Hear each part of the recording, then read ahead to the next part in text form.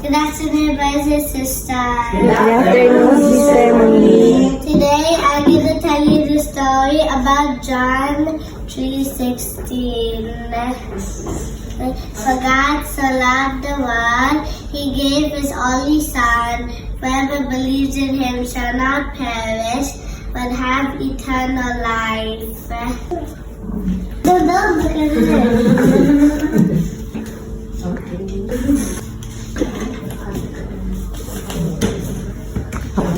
Just like Moses lifted up the stick with the serpent to save Israelites, so Jesus raised up from the dead to save us and wash away our sins. I have here the treatment, the sins you are holding.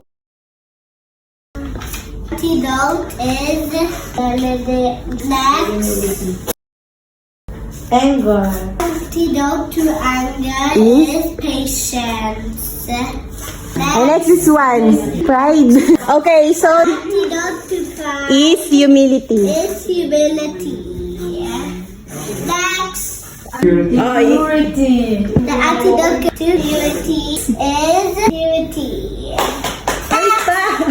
The antidote to mutiny is tamarance. Then why do you have that?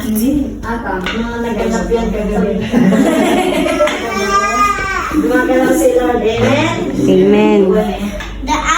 The antidote to Envy. is kindness.